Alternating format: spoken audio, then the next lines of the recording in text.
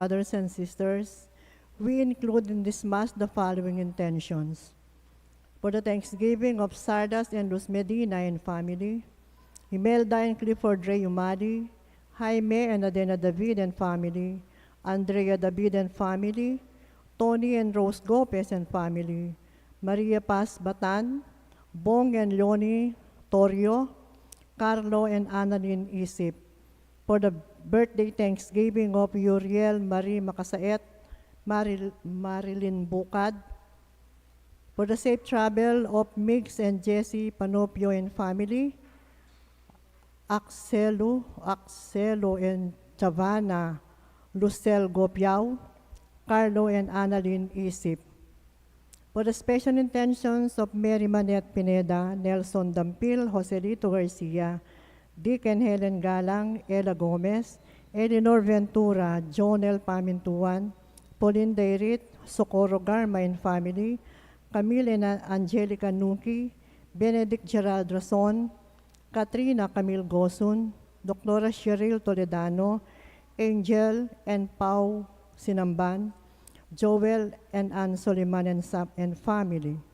For the speedy recovery, safety, good health, and complete healing of Sister Benita Reyes, Remigio Pangan, Melissa Villanueva, Maricon Macadangdang, Ronnie Reyes, Perry Dairit, Rose Tiglao, Milger and Antoinette Javier, Clarita Duruelo, Irene Autencio, Pauline Dairit, Senaida Matias, Emmanuel Pineda, Anthony Chase Gosun, Josie Palafox, Emeline and Takaw Inoue, Hiroshi and Shinohara, Altea de la Cruz, Glusco, Emiliano Di Maano, Pasita Manalo, Bong and Leonie Torio, Mario Hernandez, Carlo and Annalyn Isip, Flynn De Leon, and all our sick relatives and friends and those with COVID at present.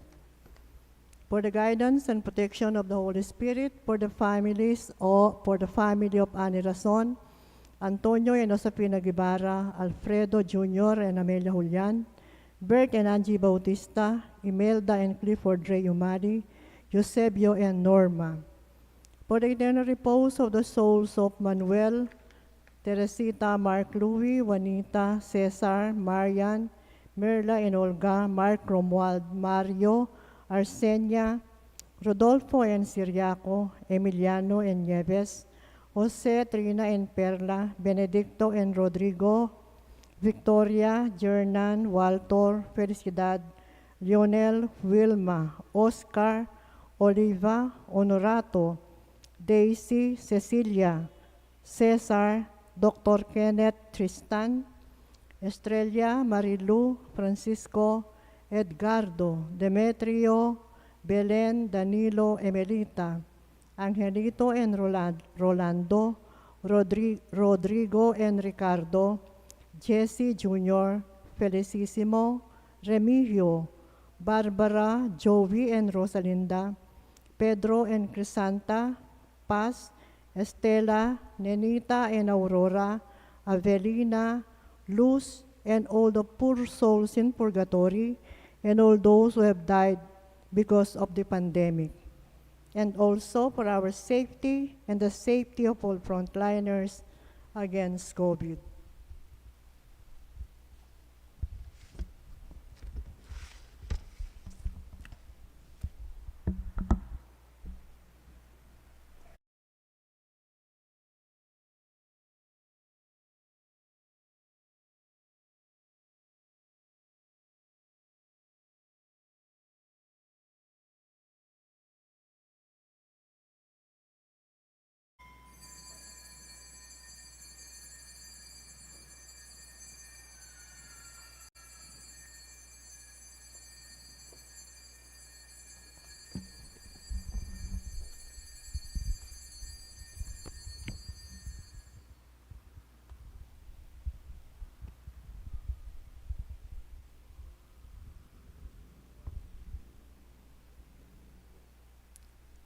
Entrance antiphon.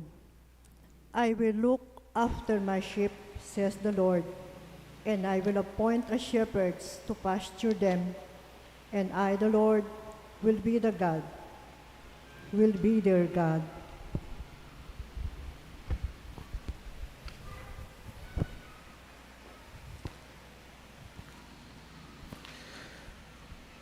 As one family, we are gathered together in the name of the Father, and of the Son, and of the Holy Spirit. Amen. The grace of our Lord Jesus Christ, the love of God, and the fellowship of the Holy Spirit be with you all. And with your spirit. In this Eucharistic celebration, we remember Saint Francis de Sales, Bishop and Doctor of the Church. Let us call to mind our sinfulness and once again ask God's mercy and forgiveness so that we may be worthy to celebrate these sacred mysteries.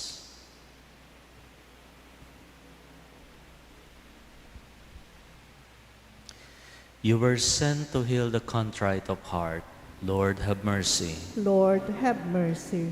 You came to call sinners. Christ, have mercy. Christ, have mercy. You are seated at the right hand of the Father to intercede for us. Lord, have mercy. Lord, have mercy. May Almighty God have mercy on us, forgive us our sins, and bring us to life everlasting. Amen.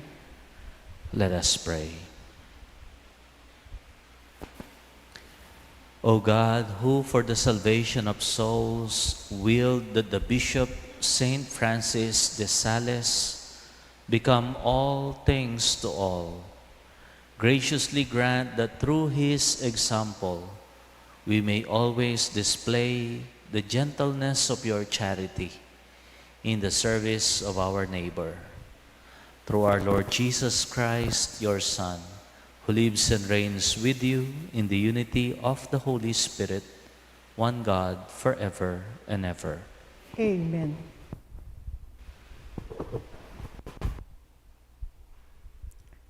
We now listen to the Word of God.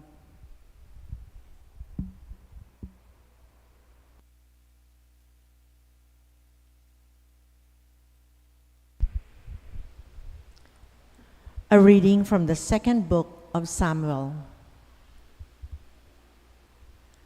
That night, the Lord spoke to Nathan and said, "Go, tell my servant David, thus says the Lord, should you build me a house to dwell in? I have not dwelt in a house from the day on which I led the children of Israel out of Egypt to the present. But I have been going about in a tent under cloth.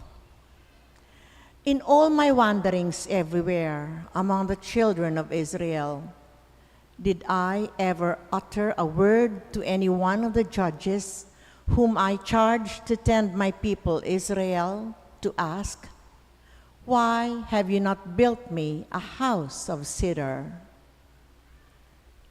Now then, speak thus to my servant David.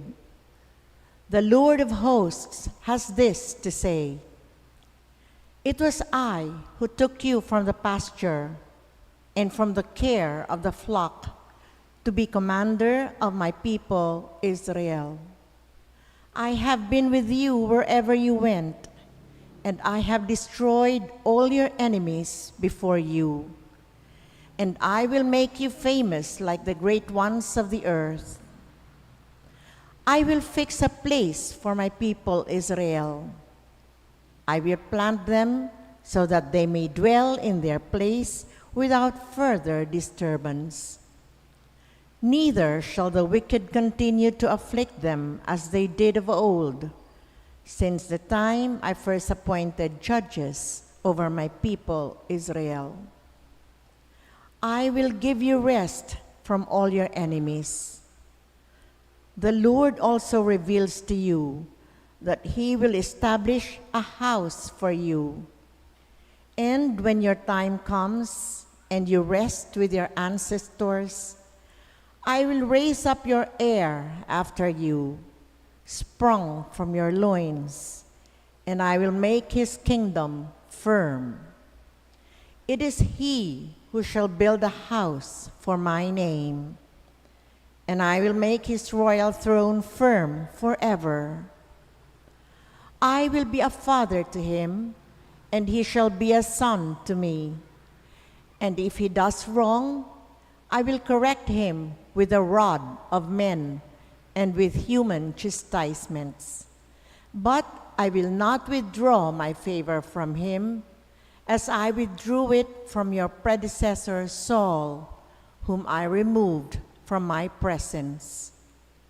Your house and your kingdom shall endure forever before me. Your throne shall stand firm forever.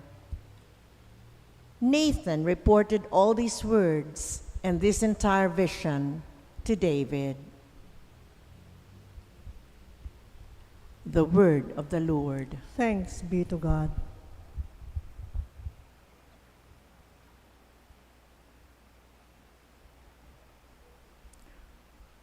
For our responsorial psalm, let our response be, forever I will maintain my love for my servant. All together. Forever I will maintain my love for my servant. I have made a covenant with my chosen one. I have sworn to David, my servant. I will make your dynasty stand forever and establish your throne through all ages. Forever I will maintain my love for my servant. He shall cry to me, "You are my Father, my God, the rock that brings me victory." I myself make him firstborn, most high over the kings of the earth. Forever I will maintain the love for my servant. Forever I will maintain my love for him. My covenant with him stands firm. I will establish his dynasty forever, his throne as the days of the heavens. Forever I will maintain my love for my servant. We all rise to honor the Holy Gospel. Alleluia, alleluia. The seed is the word of God. Christ is the sower. All who come to him will live forever. Alleluia.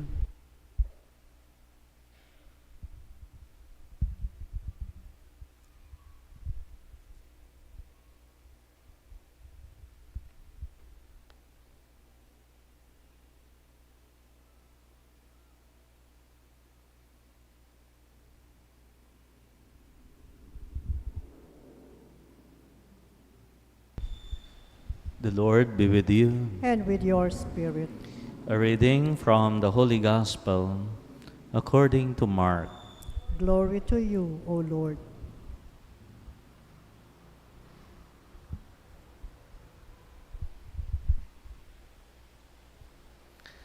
On another occasion, Jesus began to teach by the sea. A very large crowd gathered around him, so that he got into a boat on the sea and sat down. And the whole crowd was beside the sea on land, and he taught them at length in parables.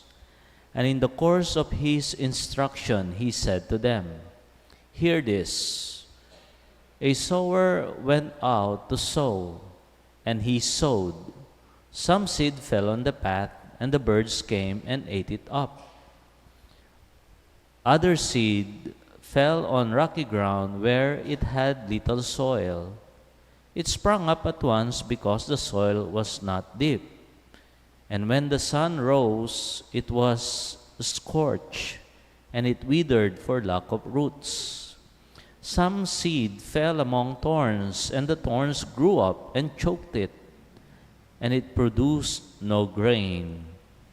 And some seed on rich soil and produced fruit. It came up and grew and yielded 30, 60, and 100-fold. He added, "Whoever has ears to hear ought to hear." And when he was alone, those present along with the 12 questioned him about the parables.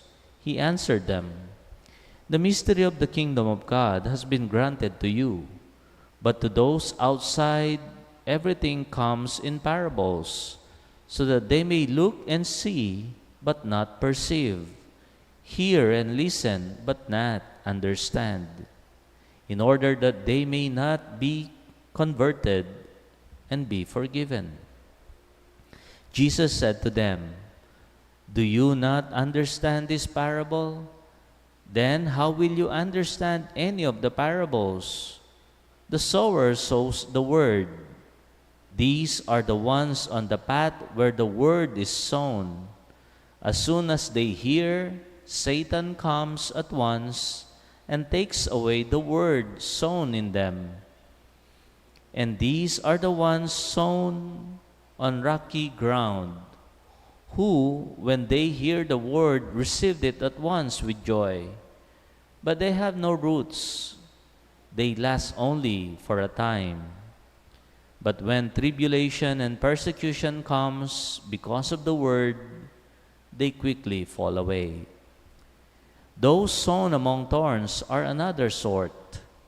They are the people who hear the word, but worldly anxiety, the lure of riches, and the craving for other things intrude and choke the word, and it bears no fruit. But those sown on rich soil are the ones who hear the word and accept it, and bear fruit 30 and 60 and 100-fold. My dear sisters and brothers, the good news of our salvation. Praise to you, Lord Jesus Christ.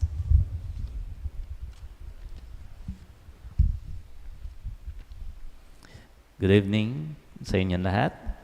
Good evening po. Ang haba ng ebanghelyo, parang ayoko na mag-homily. Ha?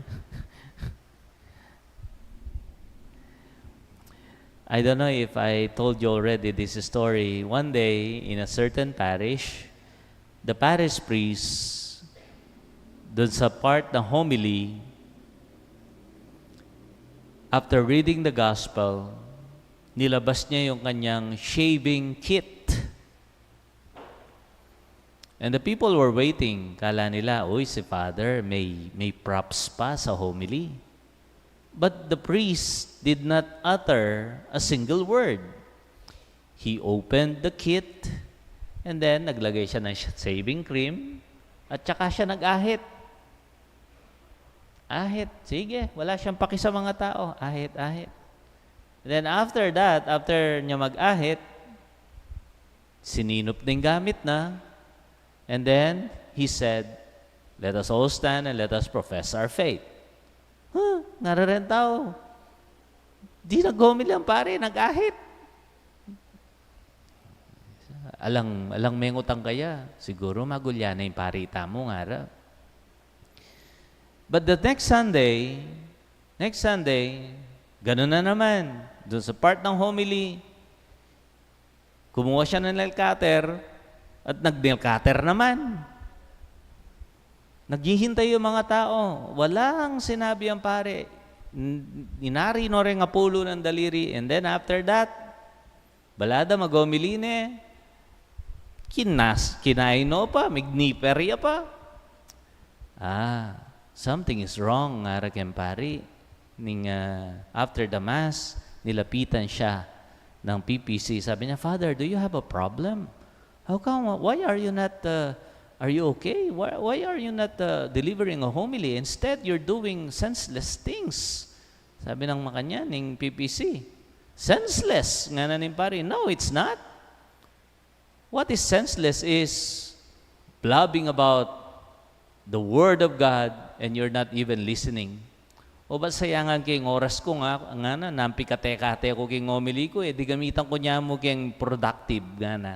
May kapanahit ko, may kapag-nail cutter ko nga na. Well, this may be a story, but ewa rin ang kay, makanya ni malyayari ka rin parokya tamo. Hiyali naman po, mo, ngayo kanyan eh. Sige, Pen, naniyo mo yung homily ng pari niyan Sunday. O, lana ko nga tandanan.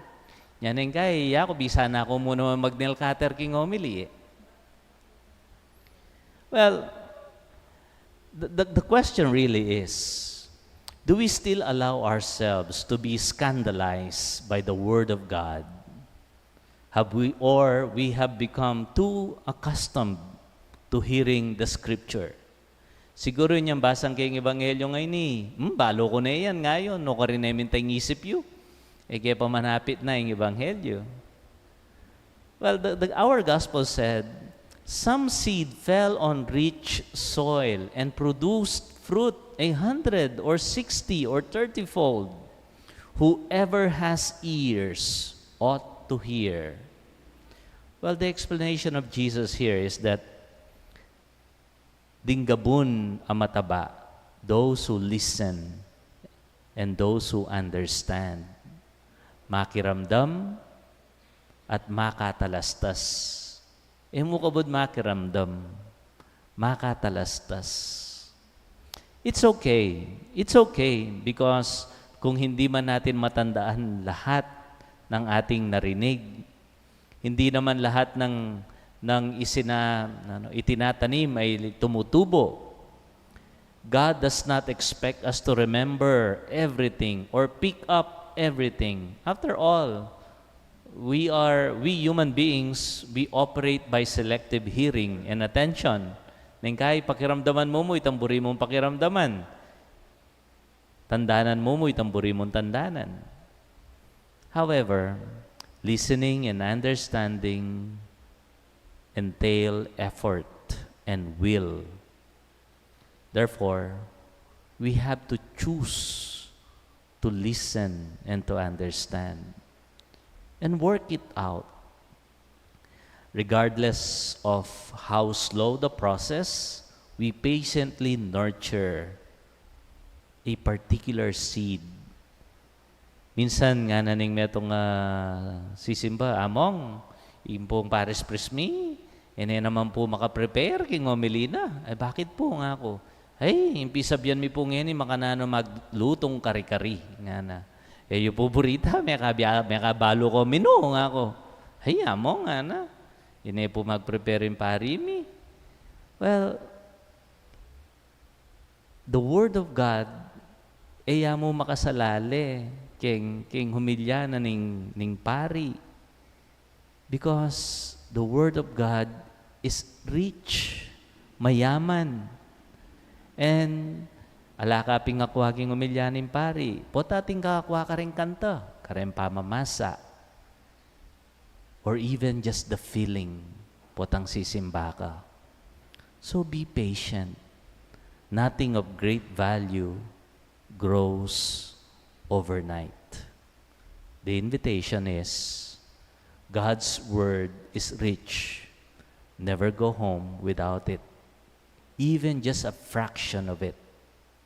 That is enough to cause a miraculous harvest. Amen. Please stand for the prayers of the faithful.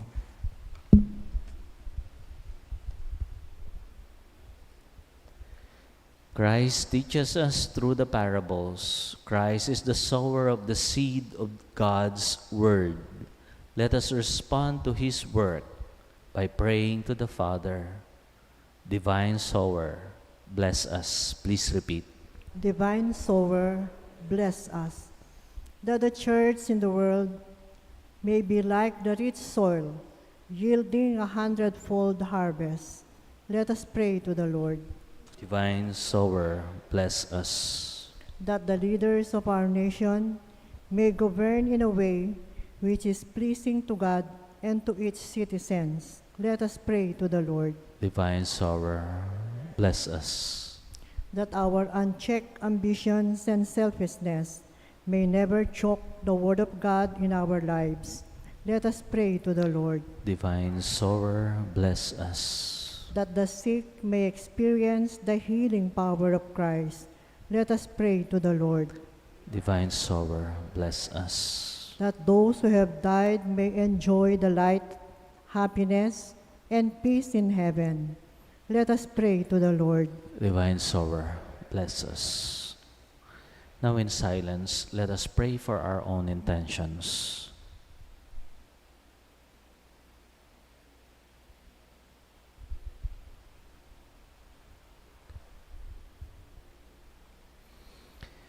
Heavenly Father, help us to recognize the seed of your word at work in our lives. May we never get distracted by the cares of this world, but be active in your service and so produce an abundant harvest. We ask this through Christ our Lord. Amen.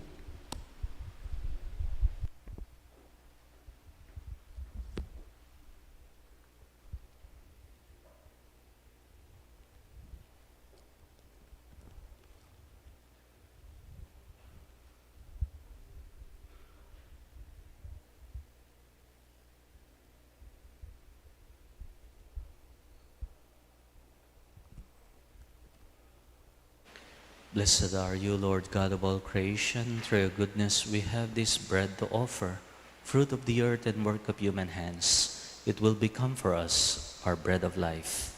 Blessed be God forever.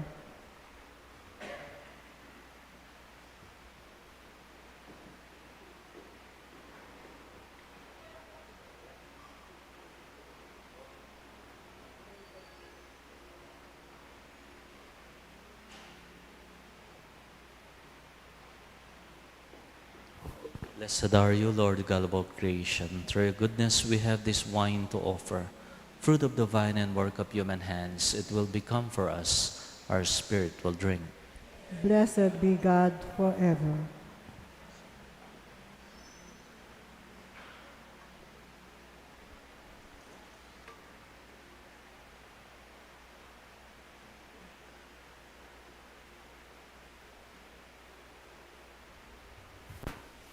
Pray, my dear sisters and brothers, that our sacrifice may be acceptable to God, the Almighty Father. May the Lord accept the sacrifice at your hands for the praise and glory of his name, for our good and the good of all his holy church. Through this saving sacrifice which we offer you, O Lord, kindle in our hearts that divine fire of your Holy Spirit, with which you wonderfully inflamed the most gentle soul of Saint Francis de Sales, through Christ our Lord. Amen. The Lord be with you. And with your spirit. Lift up your hearts. We lift them up to the Lord. Let us give thanks to the Lord our God. It is right and just. It is truly right and just, our duty and our salvation, always and everywhere to give you thanks, Lord, Holy Father, Almighty and Eternal God. For you are praised in the company of your saints, and in crowning their merits you crowned your own gifts. By their way of life, you offer us an example. By communion with them, you give us companionship. By their intercession, sure support, so that encouraged by so great a cloud of witnesses, we may run as victors in the race before us and win with them the imperishable crown of glory. Through Christ our Lord, and so, with all the angels and saints, we praise you, as without end we acclaim. Holy, holy, holy Lord God of hosts, heaven and earth are full of your glory. Hosanna in the highest. Blessed is he who comes in the name of the Lord. Hosanna in the highest. You are indeed holy, O Lord, the fount of all holiness. Make holy, therefore, these gifts, we pray, by sending down your Spirit upon them like the dewfall, so that they may become for us the body and blood of our Lord Jesus Christ. At the time he was betrayed and entered willingly into his passion, he took bread and giving thanks, broke it, gave it to his disciples, saying, "Take this, all of you, and eat of it, for this is my body, which will be given up for you."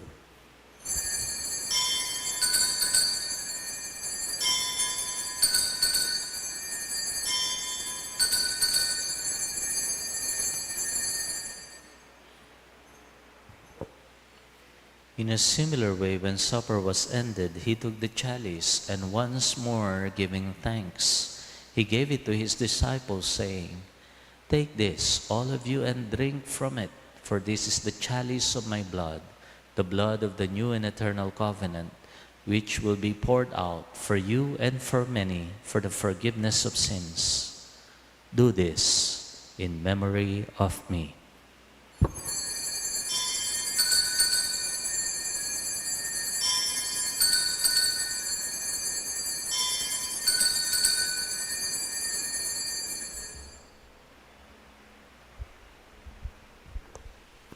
The mystery of faith. We proclaim your death, O Lord, and profess your resurrection until you come again.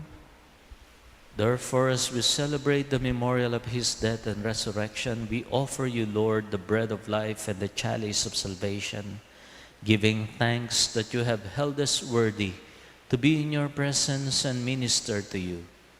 Humbly we pray that partaking of the body and blood of Christ, we may be gathered into one by the Holy Spirit.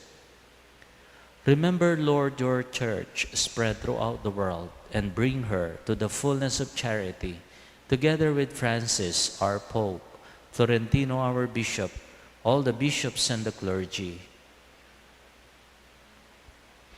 Remember also our brothers and sisters who have died in your mercy. Welcome them into the light of your face. Have mercy on us all, we pray, that with the Blessed Virgin Mary, Mother of God, Saint Joseph, her spouse, the blessed apostles, Saint Francis de Sales, and all the saints who have pleased you throughout the ages, we may merit to be co-heirs to eternal life, and may praise and glorify you through your Son, Jesus Christ.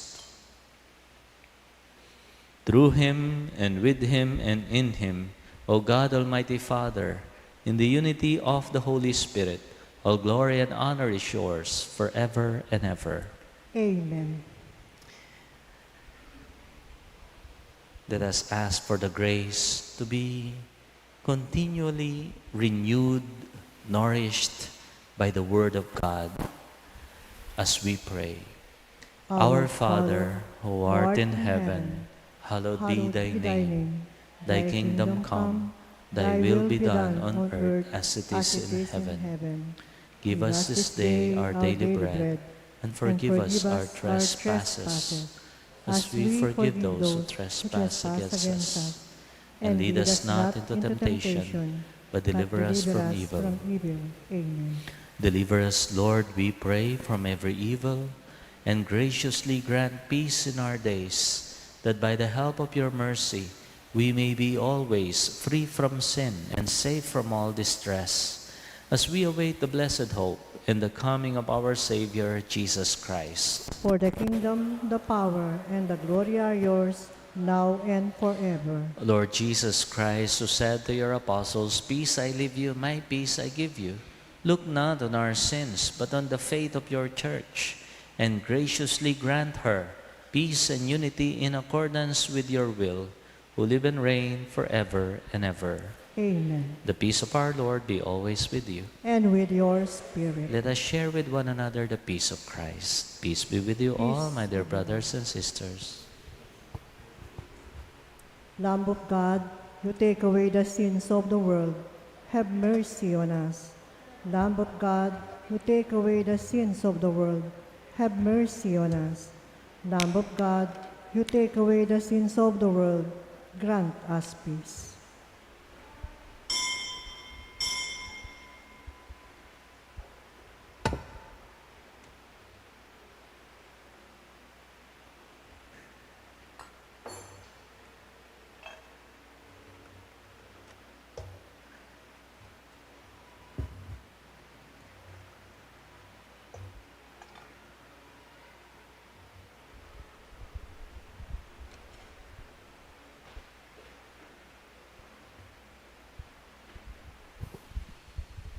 Behold our Lord Jesus Christ, the living Word of the Father.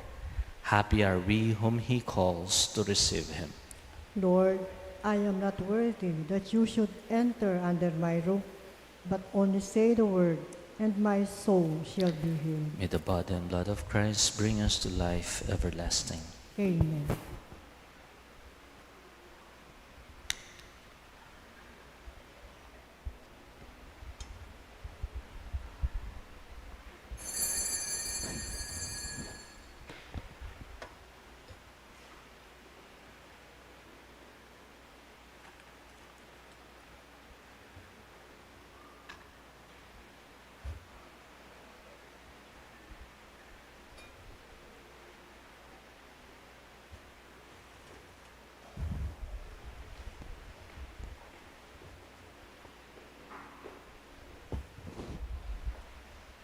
Communion antiphon. It was not you who chose me, says the Lord, but I who chose you and appointed you to go and bear fruit, fruit that will last.